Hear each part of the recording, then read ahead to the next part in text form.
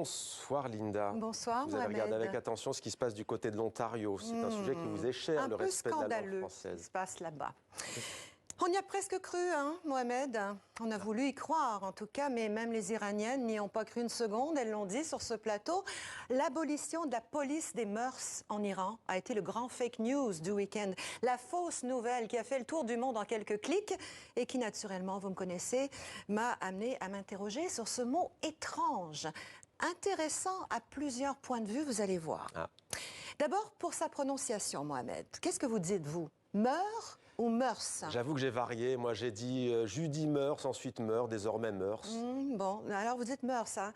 La règle officielle est de ne pas prononcer le S final, même si mœurs est un nom féminin, pluriel, invariable. On doit dire meurt.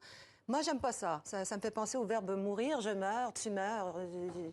Non, la prononciation mœurs est peut-être incorrecte, mais en tout cas, elle est entrée dans l'usage. Hein. On peut dire qu'elle est passée dans les mœurs.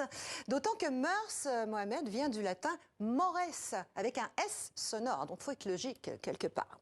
À l'origine, mores signifie comportement. Attention, là, concentrez-vous. On entre dans le sens du mot.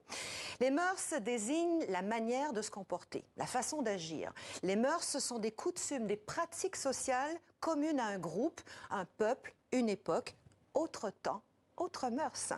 Les mœurs sont aussi souvent une connotation morale que la société associe au bien et au mal.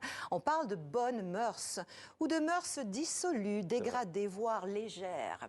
Entourée de gens sans mœurs, j'ai imité leurs vices. Liaison dangereuse, 1782. Les mœurs peuvent être codifiées par des lois. En France, par exemple, avant la fermeture des maisons closes, la brigade des mœurs surveillait les activités de la prostitution et réprimait les attentats à la pudeur. On appelle aujourd'hui cette police la brigade des stupes et du proxénétisme.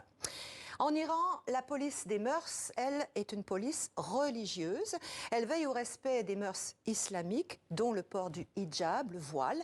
C'est cette police qui a arrêté Mahsa Amini, décédé 3 jours plus tard, qui a déclenché la contestation en cours. Mais les mœurs changent. Pour l'artiste iranienne Marjane Satrapi, l'Iran vit actuellement la première révolution féministe du monde soutenue par les hommes. On peut sans doute parler d'une révolution des mœurs. Linda Giguère, merci Linda, c'était l'humeur de Linda. Merci à vous.